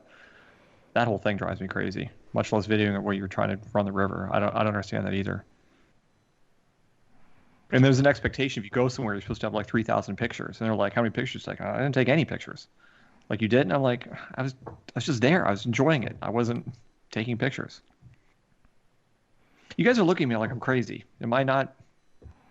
No? No, I mean, I feel like we've tread over this ground, and I've trodden over it so many times that I'm just not sure I have anything more to say on this topic. I'm in complete agreement with you. I hate all of it. All right. Thank you. Bobby, I agree. I think we need to as a sport, we just need to cut it out. Right? God, dude, it's not going away, man. You see if you it have a in financial every obligation sport, or some real reason to be videoing this stuff, okay, we get it. But beyond that, even if you have a financial obligation or you think you have a financial incentive to do it, it's like, the dam builders have a financial incentive and a professional reason to build dams, and the loggers have a financial incentive and a reason to cut down trees. And if you're going out there and just overexposing the same places over and over and over again, you're basically doing the same thing. that seems extreme, but okay. Bam. Well, it's not going away. I was out trail running the other day, and there were 3 dudes and a girl going down the trail, and they were GoProing their trail running. What could be more boring than watching somebody trotting through the woods? I mean, it was a new low for me. I didn't really know what to think about it. But there's a great New Yorker cartoon of like 2 old ladies sitting on the couch and knitting, and one of the ladies is like, "I have the whole night on GoPro, so we can revisit the excitement later." Good old New Yorker. New Yorkers got our number. This next one comes at us from Dylan Wallace. Dylan tears into Evan Garcia and John Grace, and says it's one of the about our vaccine show, which started it all. And he says, "This is one of the few times I agree with Weld." Okay, so let me just get to the salient point of this thing, because he goes on and on, right? He's obviously disturbed and sickened somewhat by your anti-vax. I'm not. See, you are the one saying that. We don't. I mean, you are the one saying that. We're excited about that. But the thing that he gets to is he listened to he's listened to every Hammer Factor, and he's agreed with me, evidently once. I mean, that's how most of us are. But he's got a lot of praise for Lewis. And lastly, huge shout out to Lewis. I think a lot of the hate mail that you have received in the past is somewhat unwarranted. Your policy discussions are some of my favorite parts of the show, and have a ton of respect for you and the work you have been doing. As do I, Lewis. I sort of like how everybody who emails into the Hammer Factor, like it's like 1 or 2 of us go into the pain cave, and one or 2 of us get some praise. I think that's right. Can we talk about my dad's? It just kind of rotates around. I don't see any particular trend. It's just. I looked at the Hammer Factor's reviews on iTunes one day. Like, they're awesome. There's some hilarious reviews on there, but pretty much all of the 1-star reviews are about our left-wing politics, which is clearly my left-wing politics. Yeah, go into the one about your dad. I gotta pull up this audio clip and see if I can play it here real quick. This is from Gene. Gene writes, writing to me, met your dad on the trail again today walking his Springer. He looks great, though I still don't think he remembers me. I've lived in Dufif, the neighborhood where my dad lives, for 30 years, and my wife and I have taken up kayaking in our golden years. It's a small world. Well, Gene, 30 years does not cut the mustard with my dad. He's been there for 50. He's 340. You know what 340 is? That's old school, right? You may be 762. You may be like, I don't know, 201, one of these newfangled numbers. He's 340. 50 years. You give it 10 or 15. We'll see if he doesn't give you a little nod, and then you're on your way. All right? So just patience. Great advice. All right, Carl Smith writes in, please listen to my audio clip about IR manufacturing ideas. Feel free to add to the show. Warning, slightly explicit. Hope you enjoy. I don't know if this is going to play, but I'm going to try it here real quick. This is a weird one. Can you hear it? Not at all. No. Okay, hang on. I'm not going to be able to do it. Let me try. Is this one, from our one more voicemail? record. I forgot that we had that. No, he sent an audio clip in. He sent. I got rid of the phone number. But let's try this method. Tell me if you hear anything. Nothing? Okay. It's pretty funny. I'll put it in the show notes. You can get it that way. Anyway, Carl Smith, he does some ripping on IR. Did you listen to that, Lewis? No.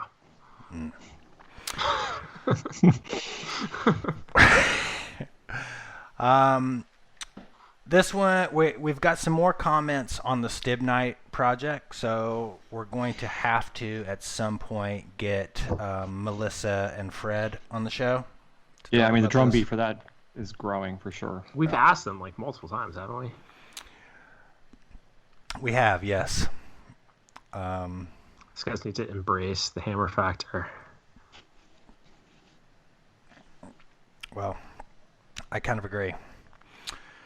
They'll be on at some point. There was like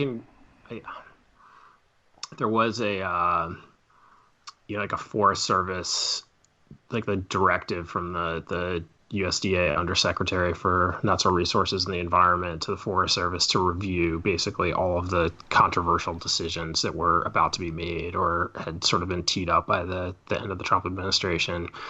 And that review is going on right now. And my understanding is that the South Fork is going to be on that list. So I'm hopeful that this is getting some attention from the new administration. And I'm not sure that that's going to solve our problems overnight there, but it is, it's a new day in DC, and it's certainly some reason for hope that we can make some progress on this. Are there bulldozers moving in the Stibnite mine? And is it even No. called the Stibnite mine anymore? Didn't it get renamed as something like the Mountain Improvement Project or something? I think you're right. Like, I think they might have wholesome just family. renamed it like in the last few months, but it's it might have called Stibnite Mine. No, we're gonna have to cover that. That would be an interesting discussion. I would love to get someone from the mining community to have Dude, a fuck debate that, man. with. Fuck that. Let's get Freddie on, and Freddie and Melissa, and they'll set things to rights. Well, when you get that electric car, you better be mad about the mine that got those materials for it. All right, Max Posner. Great episode with Benny. We did get a lot of comments about the Benny Mara episode. If you haven't checked that out, it was on the last episode. I've been wondering if we are getting close to some sort of peak in whitewater boat design. From the early 2000s, through the middle of the last decade, companies were focused heavily on playboat innovation, which took us from boats like the EZ to the point where companies were all riffing on spud boats each year. Now it seems like we've reached the end of the road for spud boat design. I don't see companies feverishly working to improve them anymore. The Jitsu and Jed have both been out for a few years now. Aside from novel improvements in boat tech, carbon boats, lithium-ion technology, do you all think we are now approaching a similar peak in creek boat, half-slice, longboat design? I'd like to hear what the ABRG has to say about this. Maybe he can tell us what he wants to see in new kayaks down the road. Thanks as always for the show, Max Posner. I think it is time for ABRG to make a reappearance. Yeah. Seriously. We should reach out to him and let him answer this. I would say there's a lot of room left, like the Scorch, the Scorch 10, and things like that. I think there's a lot of room left to play with that over 9-foot zone there, where there could be some fun things that come out. But I remember people talking about creek boat design being done in like 2002, yeah. right? Like there was nowhere to go. Yeah. This is not like a new conversation. I think there's still room to do some things, especially when you start connecting a battery to it. All right. That about wraps us up, boys. Where are we at on this show? I apologize. 1 hour and 50 minutes. Whew. That leads us to everybody's favorite section of the show, Rants and Raves, where Lewis rants about GoPros and social media technology, or we rave about the abundant flows of water consistently gracing the beautiful southeast U.S. Would anybody like to start us off on today's Rants and Raves? I have a couple of things I wrote down. I started a little notebook to write down the rants and raves that come to me, so I'll be less unprepared for this. 81 shows in. 81 shows in. The problem is that I can't remember what I've ranted and raved about already. I know it's probably something that's just perennially in the churn of rants and raves. You should add these to your Whitewater Journal, Lewis, so you have them. It's a good idea. So they're archived. I'm going to add that section to the next Whitewater Journal.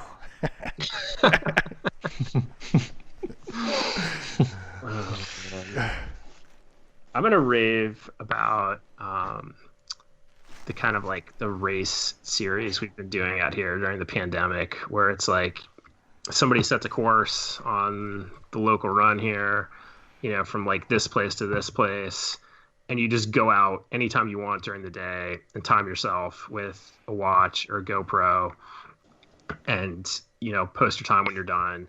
And what I love about it is I love racing. I really like it, and I don't need to stand around all day and circulate and have the same awkward conversation with the person you just saw 15 minutes ago as you wander around the parking lot waiting for your turn to race. It's just the racing, and that's it. It's you show up, you take your run, and then you just it's awesome. Was this your original letter to Paddler Magazine when you were 11? I'm just kidding. God, I'm crustier and crustier every year, aren't I? Well, I thought you didn't want to see GoPros on the river. Now you're talking about doing a race run with a GoPro. You don't have to post the run. You just time the thing, and then learn from it. It's you can. Speaking of which, Rush and Tyler were doing a race lap in the Little White a while ago, and they ran right over me at the bottom of S-turn. You're the subject of much mirth on the group chat. I tell you that. Yeah, it's great. And then of course, they sent screenshots. I saw those. Can we get some of those for the Hammer Factor? On the river? Is this really necessary? I mean, I feel like it's a surveillance camera, right? You're at a Walmart getting caught with stealing handy wipes or something out of the. It's like somebody walking around with Google Glass constantly. Boys, if you have those snapshots available, can you email those to the Hammer Factor? I'd love to work those into a project here in the near future. No, it's really embarrassing. I'm going to go ahead and preempt this right now because I was talking to someone in the eddy at the bottom, and I ran up against this stump. And that's now known as Weld's log. And then I'm sitting there and I'm just talking to the guy, and I'm flipping up against this thing, and from the picture on the GoPro, it looks like I'm pinned. I'm not pinned, all right? I was having a conversation with the guy while I'm pushing myself off this thing. What's up, Asher? I'm going to go ahead and rave. I'm going to rave about progression. I know it's a played out word. I mean, and I don't mean it so much in progression of the sport or the way that you see it thrown around with the pro league kayakers and things like that. But recently I've been doing a little teaching of some youngsters, and I don't know, just seeing the joy that they get from moving from one step to the other. And I don't know, when you put yourself out there, you make some mistakes, you learn from them, and you come out with a totally different understanding of what's going on. What are you talking about? That, all right? That to me is the root I don't know. I just like that progression is like the What do you- most satisfying feeling, of the sport. What do you think about like regression, like where you get to be like a certain age and you start just like handing that progress back like one day at a time? You just get a little worse, a little worse, a little worse. You know what the cure to that is? Just totally quit kayaking for like 3 months and get totally out of shape and then come back to it. And like the process of getting back in shape, you're like, yeah, I'm coming back. I need to be on the program Eugene's on. Whatever that program is sounds pretty darn good to me. Sounds like he's getting after it. What a legend. I mean, the guy's like, what are you doing? I thought like he's like, well, I'm going to be launching a new project and we're working 80 hours. No, he's going to Iceland. He's going heli skiing. It's a Colorado lifestyle, right? Yeah. That guy. Yeah.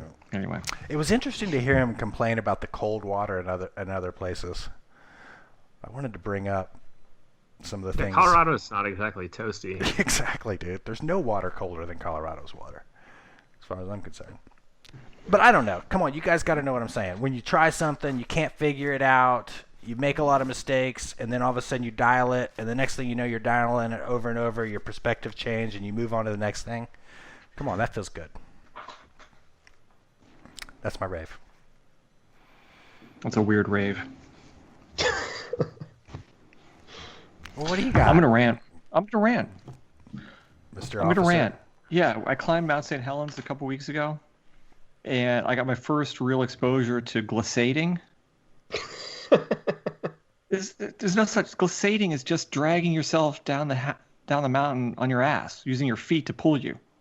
It's not a thing. So is your problem that people are doing it or that they're using the word glissading? That they're fancying up this activity with a name like glissading. Now, I've never heard of glissading. Tell me a little bit. So you You've just heard sit of on your butt and glissading. scoot? Yeah, you climb this mountain, and if you have half a brain, you climb it with skis, because you can ski from the top of the mountain to your car in about, well, to be exact, in about 25 minutes, right? It takes you 4 hours to climb, and you ski back down to your car in 25 minutes, unless you glissade, which means you sit on your ass and you pretend like you're sledding, but you kind of stop every 5 or 10 feet, and you drag your feet, your ankles into the snow, and you pull yourself forward a little bit and slide a little bit more. And it takes you almost as much time to slide down your butt as it did to walk up this hill. That's an elitist attitude, Weld. You know? That's weird, It's like dude. not everybody can afford thousands of dollars in backcountry ski gear. Just slide down on your ass. Just walk then. Just show some dignity. I don't know. That just doesn't even make any sense to me. I can't even...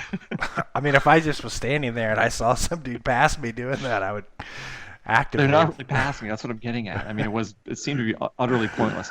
I did see a guy who had like a Walmart sled hauling ass down the mountain. That looked to be quite good, actually. I mean, if you're going to do that, just go get a Walmart and get a sled. How's that? I don't know what to say. All right, well. Were you like actively making fun of these people while they were doing that? It's just Did it's you just an eye roll. partake in I it? could barely see him because I was skiing past him so fast with such deep satisfaction. Well, thank you for listening to episode 81 here of the Hammer Factor. We're 2 hours deep on this, and I don't know. I guess we'll catch you next episode. You guys got anything to add before we hang up here? Mm-mm.